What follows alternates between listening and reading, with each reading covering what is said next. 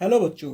आज हम vector algebra का पढ़ने वाले हैं। वेक्टर या जिसका दूसरा नाम होता है क्रॉस प्रोडक्ट, मतलब दो वेक्टर की हमको मल्टीप्लाई करनी है, वो भी क्रॉस लगा के क्रॉस प्रोडक्ट हमको निकालना है, जो एक्सरसाइज 10.4 में आती है।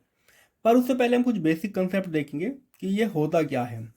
मान लेते हैं कि स्क्रू हमारे पास है और इसको हम एंटी क्लॉकवाइज डायरेक्शन में रोटेट करते हैं। ठीक है, जो हम रोटेशन दे रहे हैं वो एक्स वाई प्लेन में है। पर आपको पता है कि स्क्रू को जब एंटी क्लॉकवाइज डायरेक्शन में रोटेट करते हैं तो वो किस डायरेक्शन में जाता है, समझो। अगर एक स्क्रू को एंटी क्लॉकवाइज डायरेक्शन में आप घुमाओगे तो वो ऊपर की तरफ आता है, और अगर उसको क्लॉकवाइज डायरेक्शन में घुमाओगे तो वो नीचे की तरफ जाएगा। या कोई हमारे पास बोतल है, उसकी कैप को अगर आपको खोलना है तो आप क्या करोगे, उसको एंटी क्लॉकवाइज डायरेक्शन में घुमाओगे, और उसको अगर बंद करना है तो क्लॉकवाइज डायरेक्शन में करते हैं। वैसे ही चीज़ें इसी तरह बनाई जाती है। अब मेन बात होता है क्रॉस प्रोडक्ट का मतलब क्या होता है। हमारे पास दो वेक्टर है, वेक्टर ए, वेक्टर बी। अब मुझे इन दोनों का क्रॉस प्रोडक्ट निकालना है, इन दोनों को मल्टीप्लाई करना है। तो मैं क्या करूंगा, A cross B, vector A cross vector B. इसकी वैल्यू होती है magnitude of A magnitude of B sine theta. Dot product के अंदर हमको कोस थीटा लेना होता है, पर यहाँ पे लेंगे हम साइन थीटा। अच्छा, इन दोनों के क्रॉस मल्टीप्लाई करने से हमको तीसरा भी एक वेक्टर ही मिलता है, जो इन दोनों वेक्टर के परपेंडिकुलर होगा। जैसे ही हम एंटी क्लॉकवाइज डायरेक्शन में जाते हैं तो जो तीसरा वेक्टर सी बना है वो ऊपर की तरफ होगा। ठीक है, इस टाइप से। ठीक है, अगर हम इसी वेक्टर को उल्टा कर दें कि वेक्टर बी यहाँ पे है और वेक्टर ए यहाँ पे है, सेम कंडीशन, और हम बी से ए की तरफ आ रहे हैं। ठीक है, तो हम इसी को क्या लिखेंगे, ए ओ B cross A, B cross A. तो क्योंकि हमारा क्लॉकवाइज डायरेक्शन में है तो वैसे तो हम इसको लिखेंगे vector B vector A sine theta, और ये रहेगा इस प्लेन के नॉर्मल पर। ये जो वेक्टर निकलेगा ये जाएगा इनसाइड द पेपर या प्लेन, अंदर की तरफ। ठीक है, क्योंकि जो सी की यहाँ पे डायरेक्शन आएगी उसको हम लिख सकते हैं ये माइनस सी आएगी। ठीक है, यह अगर आपको इसको समझना है, मान लेते घड़ी का कांटा है और ये एंटी क्लॉकवाइज जा रहा है। वैसे नॉर्मली घड़ी एंटी क्लॉकवाइज जाती नहीं है, पर मान लेते हैं। तो वेक्टर ए से बी तक गई है, हम जाएंगे कि कैसे, इस टाइप से। ठीक है, इस टाइप से। तो ये जो ट्राइंगल बना है, ठीक, अब क्या है कि हम ए से बी तक गए हैं, तो ये जो ट्राइंगल बना है, वैसे ए क्रॉस बी बेसिकली हमको क्या बताता है, ये हमको कहीं ना कहीं इस ट्राइंगल का एरिया ही बताता है। कैसे करेंगे हम, वो हम आगे देखते हैं। तो हमारा घड़ी का कांटा इस टाइप से है, तो जैसे जैसे हम इसको ऐसे घुमाएंगे तो इन दोनों का जो क्रॉस प्रोडक्ट आएगा वो ऊपर की तरफ आएगा। मतलब जो भी यहाँ पे एरिया बन रहा है, एरिया का वेक्टर हमेशा उसके परपेंडिकुलर होता है। तो जो ये एरिया यहाँ पे बनेगा, जो एरिया इसने स्वीप किया है, उसका जो वेक्टर है वो हमेशा ऊपर की तरफ होता है। तो आपको ये ध्यान रखना है, अगर एंटी क्लॉकवाइज डायरेक्शन है तो अपवर्ड द प्लेन, और अगर क्लॉकवाइज डायरेक्शन है तो downward the plane.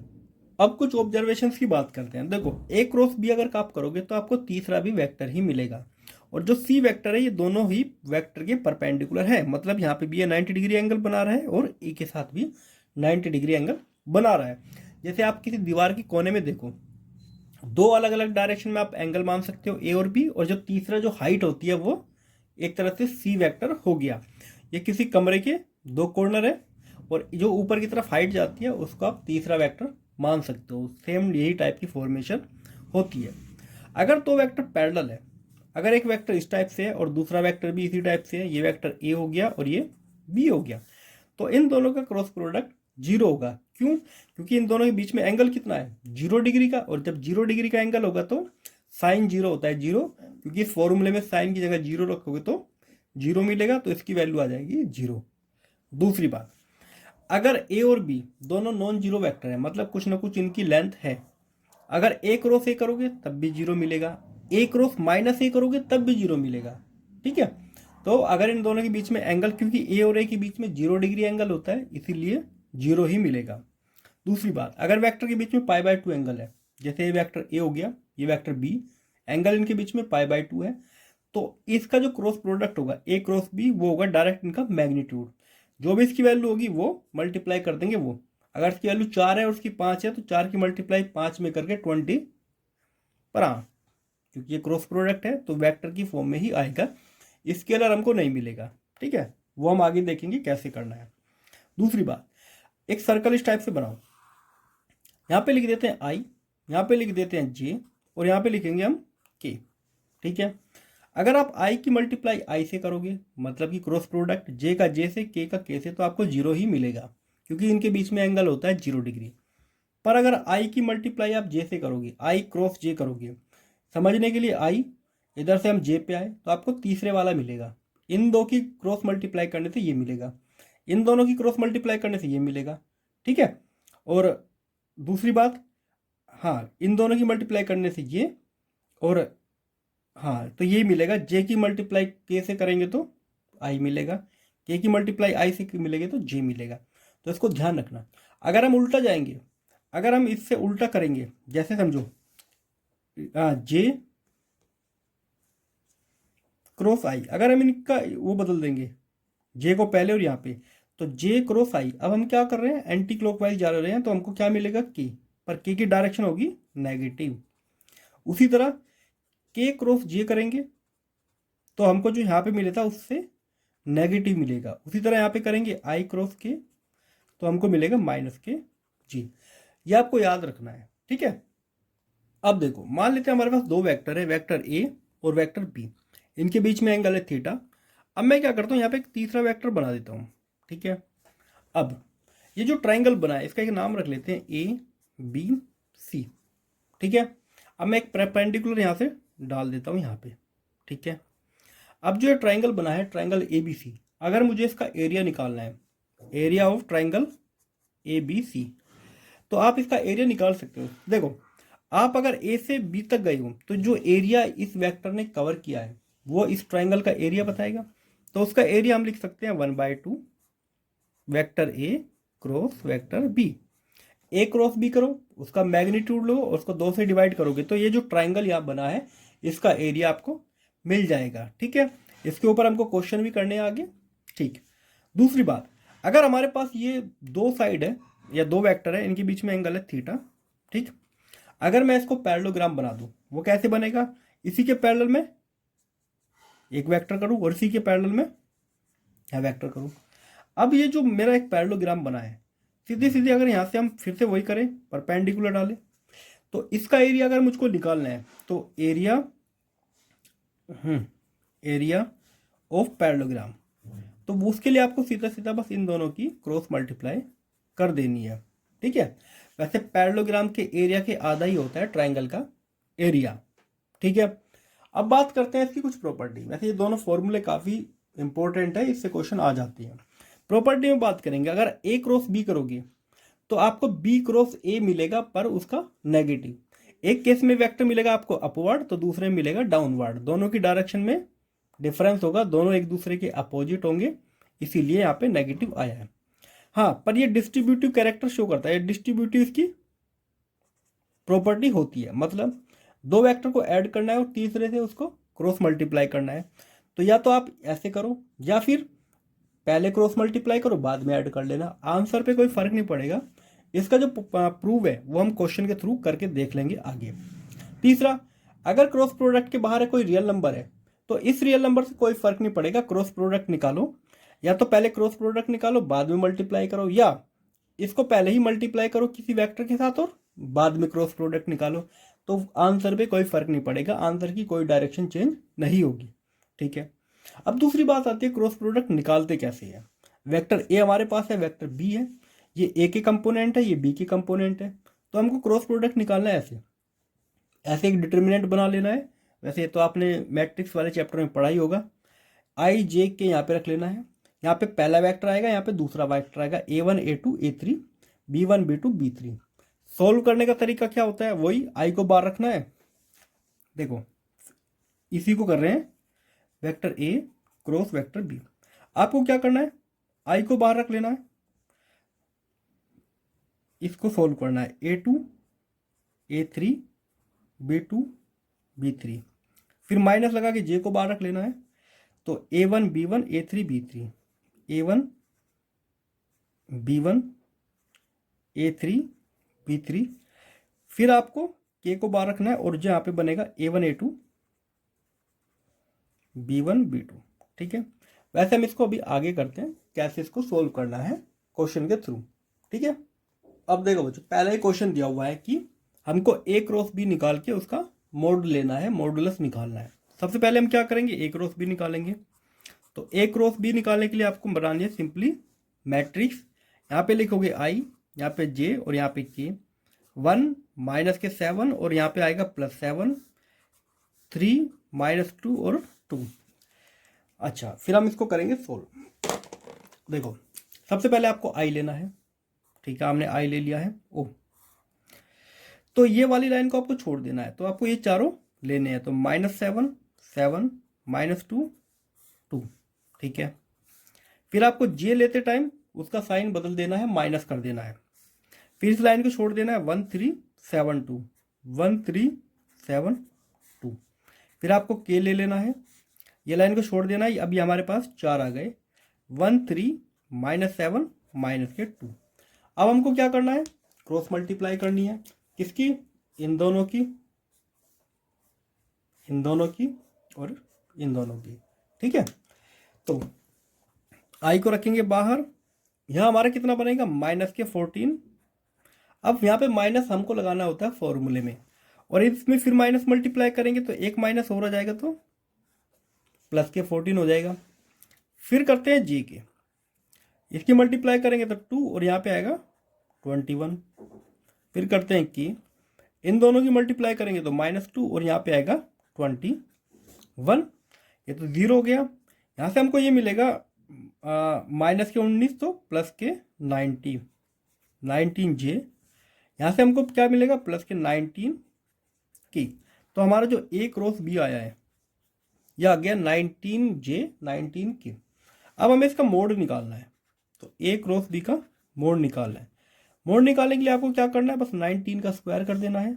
19 square plus 19 square, तो ये आंसर क्या आ जाएगा, 19 को हम बाहर ले लेंगे √2।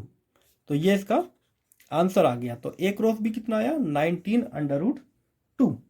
ठीक है, ऐसे हमको क्रॉस प्रोडक्ट निकालता है। करते हैं क्वेश्चन 2। देखो बच्चों, क्वेश्चन 2 क्या कहता है, फाइंड ए यूनिट वेक्टर। एक हमको यूनिट वेक्टर निकालना है जो परपेंडिकुलर है ए प्लस बी के और ए माइनस बी के। इन दोनों वेक्टर के परपेंडिकुलर है। समझो, मैं पी वेक्टर मान लेता हूँ ए प्लस बी। ठीक है, एक वेक्टर क्यू मान लेता हूँ ए माइनस बी। इसको मैंने पी माना, इसको क्यू माना। एक तीसरा वेक्टर निकालना है जो इन दोनों के परपेंडिकुलर है।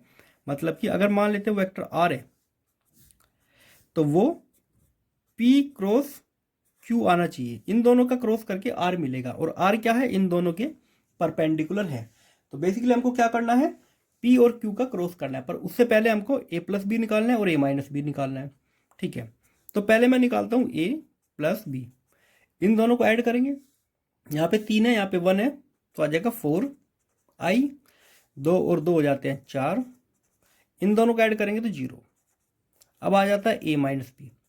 3 में से 1 को माइनस करेंगे तो 2i। 2j में से इसको करेंगे तो 0, इसमें से इसको माइनस करेंगे तो 4k। ठीक, अब हमें इन दोनों का क्रॉस प्रोडक्ट निकालना है। ठीक, तो अब हमें निकालना है p क्रॉस q।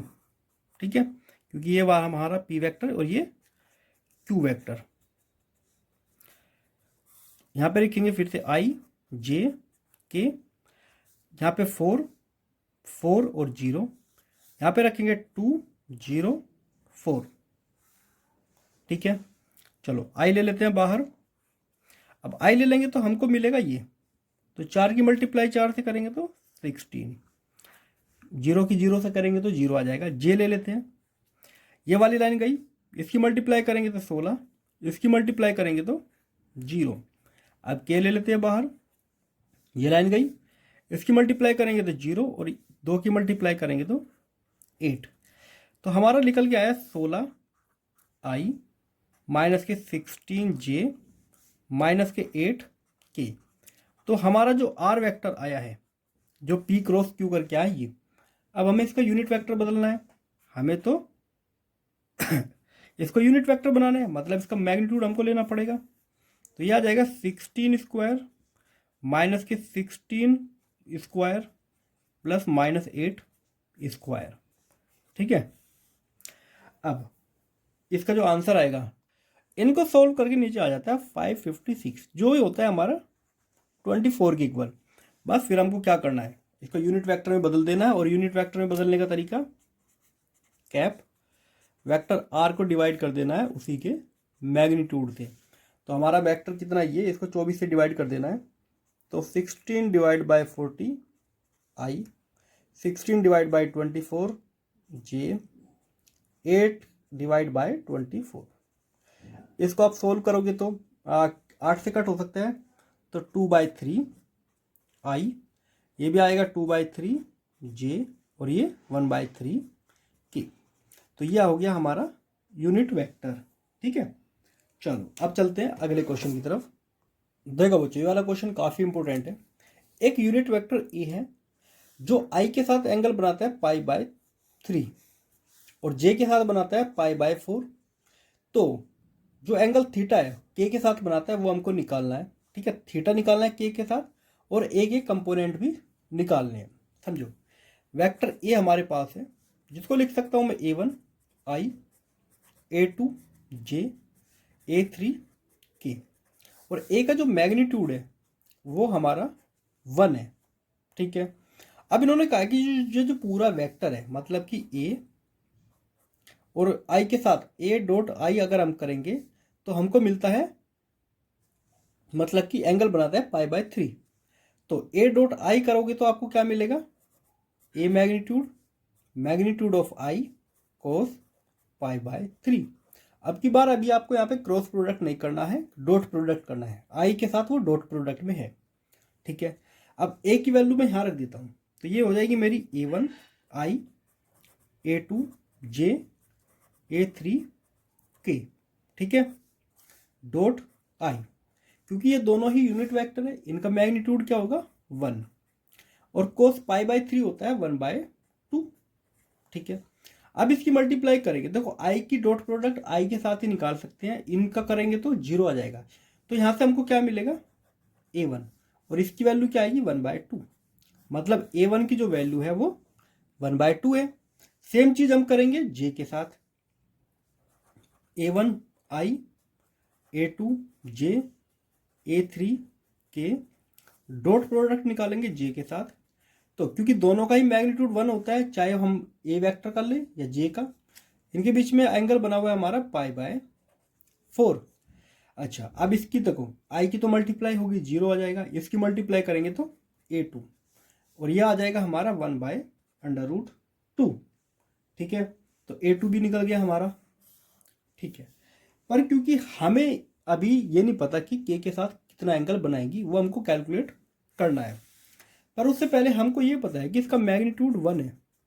ठीक है, तो मैग्नीट्यूड 1 होने का मतलब क्या होता है कि इसका A1 square, A2 square, A3 square equal to 1 होता है। मतलब कि अगर ये है तो स्क्वायर भी तो 1 होगा इसका, एक ही बात है। A1 और A2 की वैल्यू यहाँ पे रखेंगे, 1/2 square, 1/√2 square, A3 square equal to 1।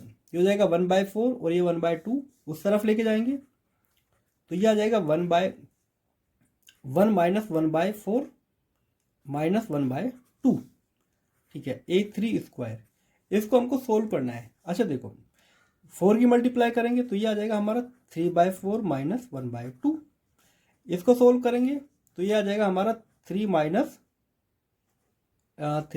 2, मतलब कि 1/4। तो A3 आ गया हमारा 1/2। ठीक है, तो A1 A2 A3 आ गया। तो वेक्टर को हम कैसे लिख सकते हैं, 1/2 आई, 1/√2 जे, 1/2 के। तो हमारा जो वेक्टर है वो ये आ गया। ठीक है, अब हमें क्या करना है, इसका डॉट प्रोडक्ट के के साथ निकालना है, ताकि हम के साथ ही क्या एंगल बनाता है वो भी निकाल सके। अब देखो बच्चों, ये हमारा वेक्टर ए हो गया, के साथ डॉट प्रोडक्ट निकालना है। इन दोनों के बीच में थीटा डिग्री का एंगल है। यहाँ पे इन दोनों का मैग्नीट्यूड आ गया, क्योंकि ए भी यूनिट वेक्टर है तो यहाँ पे 1 1 आ जाएगा। इसकी मल्टीप्लाई हो पाएगी इससे, बाकी इन दोनों की तो नहीं हो पाएगी। तो यहाँ मिलेगा हमको 1/2 1 1, और यहाँ पे आएगा कोस थीटा, जो कि हमको नहीं पता। और कब होती है 1/2 थीटा की वैल्यू? जब ये होता है π/3। तो इसका मतलब थीटा आ गया π/3। ठीक है, तो ये तो हो गया हमारा थीटा जो के साथ बनाता है, और हमारा जो वेक्टर ए है वो है हमारा 1/2 i 1/√2 j और 1/2 k। तो ये हो गए उसके कंपोनेंट। ठीक है, तो ये क्वेश्चन यहाँ तक ही था। चलते हैं क्वेश्चन 4 पे। क्वेश्चन 4 में क्या आता है, ये प्रूव करके बताओ, ये शो करके बताओ a - b cross a + b equal to ये होता है। चलो पहले तो a की क्रॉस करेंगे a के साथ, तो a क्रॉस a क्रॉस करेंगे b के साथ, तो a क्रॉस b माइनस इसकी करेंगे तो b क्रॉस a। जो पहले आ रहा है वो पहले रखना है, जो बाद में आ रहा है बाद में रखना है। इनकी मल्टीप्लाई करेंगे b क्रॉस b। अभी क्या पढ़ के आए थे, a क्रॉस a क्या होता है 0, खुद के साथ क्रॉस प्रोडक्ट की वैल्यू 0 आती है, तो ये 0 हो गया प्लस। और अभी क्या पढ़ा था, a cross b equal to होता है माइनस के b क्रॉस a। तो इसकी जगह माइनस b क्रॉस a की जगह यही तो रख सकते हैं, तो ये डबल हो जाएगा, इसका मतलब 2a क्रॉस b। क्योंकि देखो ये जो वैल्यू है, ये वैल्यू इस पूरी की वैल्यू के बराबर है जो माइनस का साइन आ रहा है। ठीक है, तो ये डबल हो जाएगा, 0 मत कर देना इसको, 0 नहीं होगा क्योंकि इसका साइन जब बदलेगा तो प्लस हो जाएगा, ये भी 0 मिलेगा हमको, तो ये भी 0 हो गया। तो बेसिकली वैल्यू सेम ही तो आ रही है जो हमको निकालनी है, equal to right hand side. ठीक है, अब आते हैं क्वेश्चन 5 की तरफ। हमारे पास लैम्डा है और म्यू है, ये दो वेक्टर है और ये दोनों के क्रॉस प्रोडक्ट 0 आ रहा है, तो हमको इन दोनों की ही वैल्यू निकालनी है कितना आएगी। ठीक है, तो सबसे पहले हम क्या करेंगे, वही अपना तरीका, अपनी मैट्रिक्स बना लेंगे इस टाइप की। इसमें लिख लेंगे यहाँ पे i j और k 2 6 27 2 6 27 1 lambda mu 1 lambda mu. ठीक है, सोल्व कर लेते हैं, i ले लेंगे तो ये लाइन गई तो हमारे पास मैट्रिक्स बनेगी 6 लैम्डा 27 म्यू। j ले लेते हैं, ये लाइन गई तो 2 1 27 म्यू प्लस में k, तो 2 6 1 लैम्डा 2 6 1 लैम्डा। ठीक है, इक्वल टू 0। क्रॉस मल्टीप्लाई करेंगे इनकी, 6 की करेंगे इसके साथ और इसकी इसके साथ। ठीक है, तो ये बन जाएगा हमारा i 6 म्यू माइनस 27 लैम्डा, इसमें आ जाएगा 2 म्यू माइनस 27 प्लस में k 2 लैम्डा माइनस के 6 इक्वल टू 0। अब देखो भाई पूरा का पूरा ये 0 है, इसका मतलब ये हर एक कंपोनेंट जो अंदर बना है वो 0 ही होना चाहिए। पहले इसको रख लेते हैं, अगर 2 लैम्डा माइनस 6 इक्वल टू 0 है तो लैम्डा की वैल्यू तो आ गई 3। इसको रख लेते हैं, 2 म्यू 27 इक्वल टू अगर आ रहा है 0 तो म्यू की वैल्यू तो 27/2 आ गई। ठीक है, और यही हमारा आंसर है, बस इतना ही तो हमको करना था, ये हमारा आंसर हो गया। अब देखो बच्चों ये क्वेश्चन क्या कहता है, अगर a डॉट b 0 है और a क्रॉस b 0 है तो आप इन दोनों वेक्टर के बारे में क्या कह सकते हो। इसके हिसाब से देखिए, या तो हो सकता है कि वेक्टर a 0 हो या वेक्टर b 0 हो, या तीसरी कंडीशन a और b एक दूसरे के परपेंडिकुलर हो। इसके हिसाब से तो ये 3 केस बन सकते हैं, इन तीनों में से कुछ भी हो सकता है। इसको देखेंगे, ठीक है, या तो a का मैग्नीट्यूड 0 हो या b का मैग्नीट्यूड 0 हो, पर इनको 0 होने के लिए a और b को पैरेलल होना चाहिए। या तो ये केस हो सकता है या ये केस हो सकता है, इन दोनों में से एक ही केस हो सकता है, पर क्योंकि दोनों ही कंडीशन है, इसका मतलब जो कंडीशन बनेगी वो इन दोनों में से कोई एक 0 है, either mod a equal to 0 और ये तो a 0 है या b 0 है, तभी जाके ये दोनों कंडीशन सेटिस्फाई हो सकती है, एक साथ तो नहीं हो सकती। बाकी अगर ये दोनों 0 नहीं है तो फिर ये दोनों कंडीशन सेटिस्फाई नहीं हो सकती। ठीक है, तो ये था इसका आंसर। देखो बच्चों ये वाला क्वेश्चन जो है ये एक प्रॉपर्टी को हमको शो करके बताना है। ABC वेक्टर है, ये करके बताओ ए क्रॉस बी प्लस सी, क्या ये इसके इक्वल आता है ए क्रॉस बी, ए क्रॉस सी। तो ये एक तरह की वही प्रॉपर्टी है जो मैंने कहा था कि हमको बाद में सोल्व करनी पड़ेगी, ठीक है। तो पहले मैं क्या करता हूँ, बी प्लस सी निकाल लेता हूँ। तो सीधी सी बात है, क्या आएगा, b1 प्लस सी वन, यहाँ पे आ जाएगा i, b2 plus C to, यहाँ पे आ जाएगा j, b3 प्लस सी थ्री, यहाँ पे आ जाएगा k। अब मुझे क्या करना है, इनका क्रॉस प्रोडक्ट निकालना है a के साथ, ठीक है। तो a क्रॉस b प्लस सी, तो हम क्या करेंगे, अपनी वही मैट्रिक्स बनाएंगे, i j k। तो ये ले लेंगे हम यहाँ पे, पहले तो अपना ए वेक्टर लेना पड़ेगा क्योंकि पहले ए है, तो a1 a2 a3, a1 a2 a3। अब यहाँ पे रखना है b1 c1, b2 plus c2 b3 plus c3, ठीक है। चलो i को ले लेंगे बाहर, तो हमारे पास क्या क्या मिलेगा, ये दोनों a2 a3 b2 plus c2 b3 plus c3, ठीक है। j को ले लेते हैं, a1 b1 plus c1 a3 b3 plus c3, ठीक है। अब ले लेते हैं k को, तो ये आ गया हमारा a1 a2 b1 plus c1 b2 plus c2। इसको सोल्व हमको करना है क्रॉस मल्टीप्लाई के साथ, ठीक है। क्वेश्चन थोड़ा सा बड़ा हो जाएगा पर करना तो पड़ेगा, ठीक है।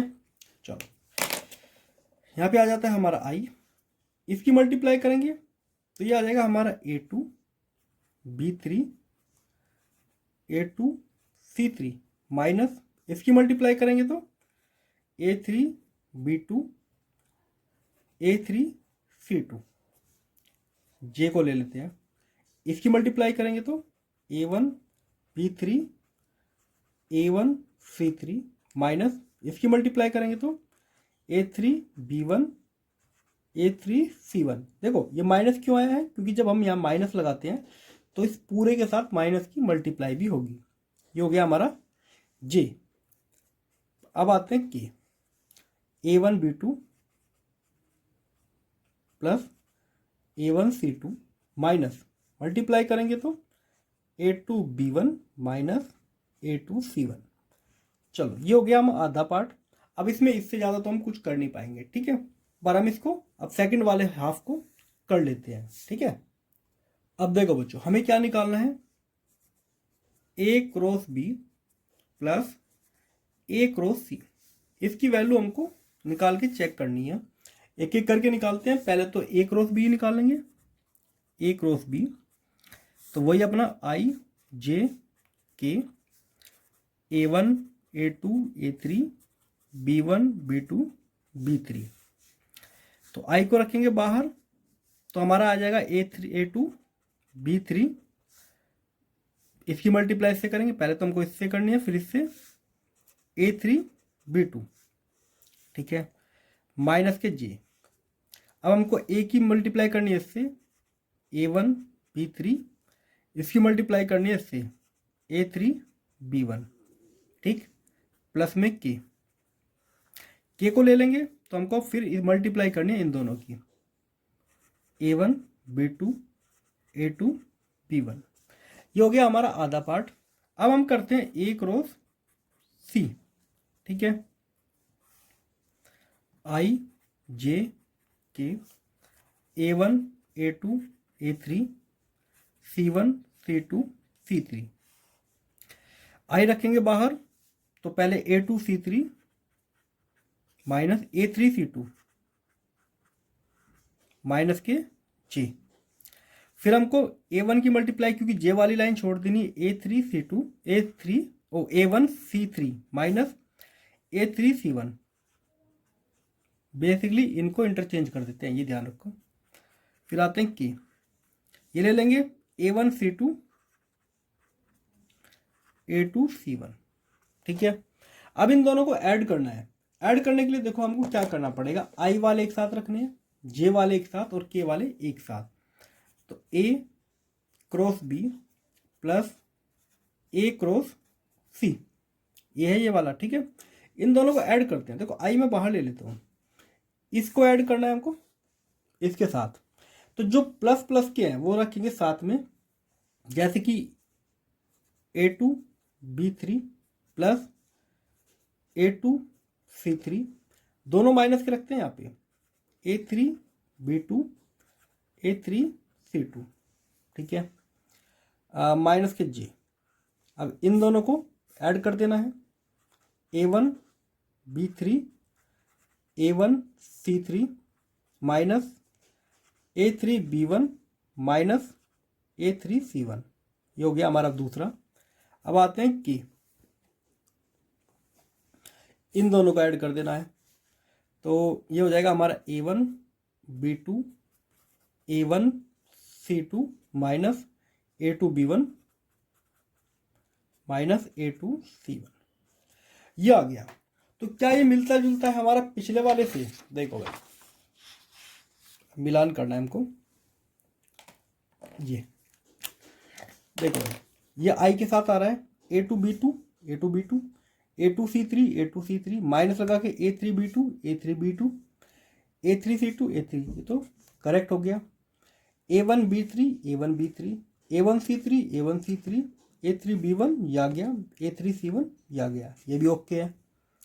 के साथ A1B2 A1B2 A1C2 A1C2 A2B1 A2B1 ये भी ओके है।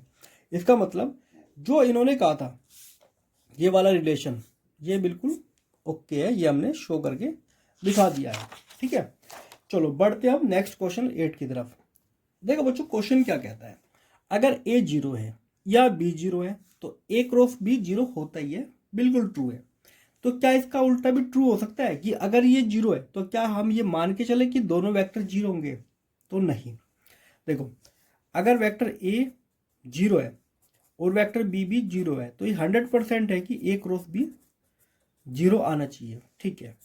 पर अगर A क्रॉस B 0 है तो ऐसा नहीं है कि इनमें दोनों में से 0 ही है। हो सकता है कि वेक्टर A पैरेलल हो वेक्टर B के, तब भी एक कंडीशन बन सकती है।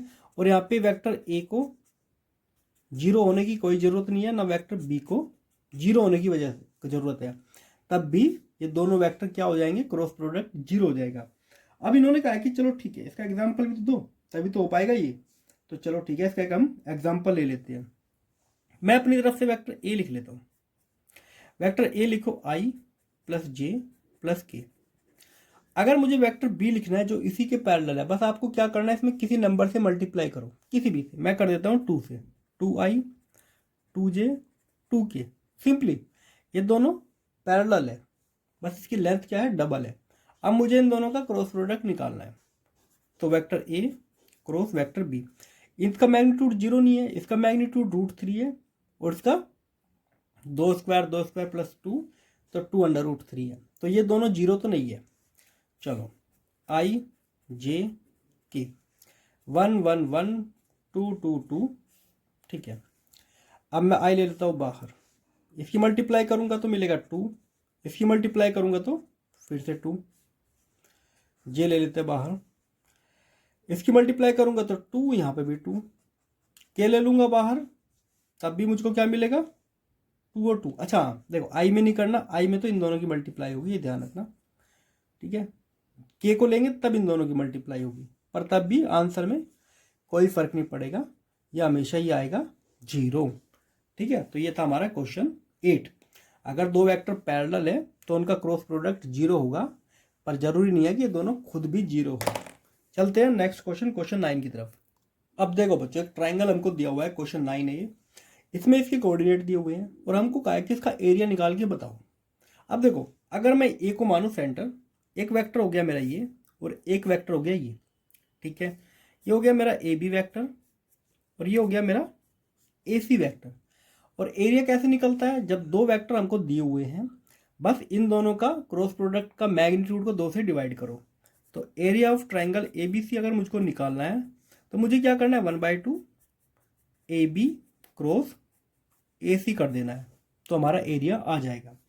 पर सबसे पहले हमको ए बी निकालना पड़ेगा।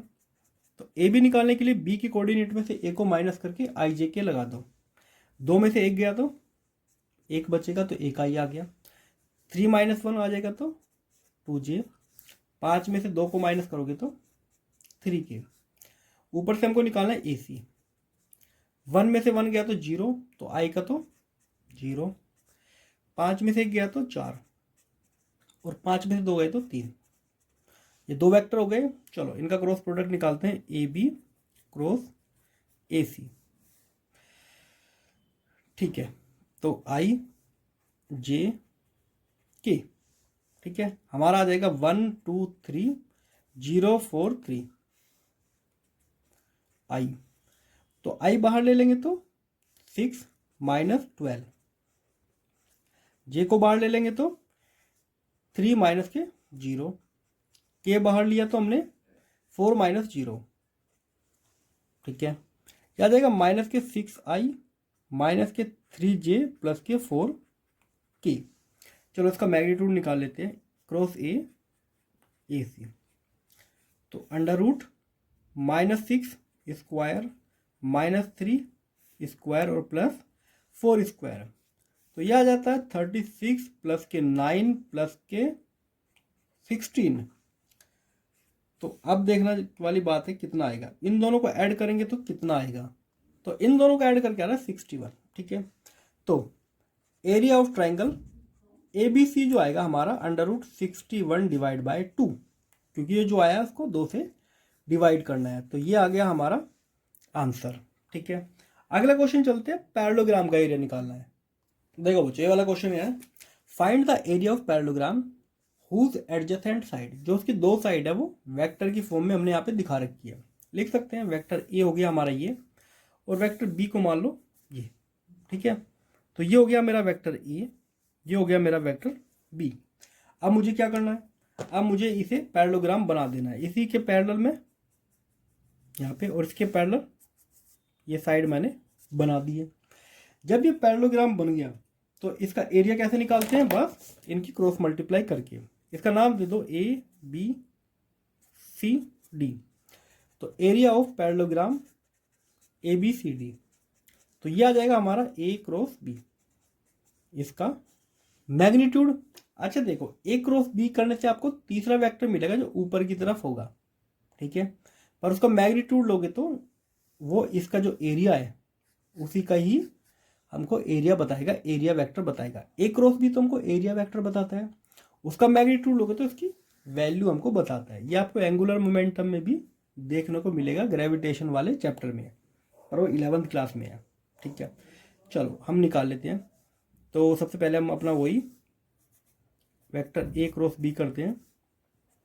ये दोनों उसकी एडजेसेंट साइड है, तो 1 - 1 3 2 - 7 1। ठीक है, I को ले लेंगे बाहर, तो इनकी मल्टीप्लाई करेंगे -1, इनकी मल्टीप्लाई करेंगे तो प्लस के 21। J लगाने से पहले माइनस लगा लेते हैं। 1 की मल्टीप्लाई करेंगे तो 1, 2 की मल्टीप्लाई करेंगे तो 6। K पे आ जाते हैं। 1 की मल्टीप्लाई करके तो -7, इसकी मल्टीप्लाई करेंगे क्योंकि एक माइनस पहले से है और एक फॉर्मूले में होता है तो प्लस का। यहाँ पे आ जाएगा हमारा 20I, यहाँ से मिलेगा माइनस और प्लस के 5, यहाँ से मिलेगा माइनस के 5K।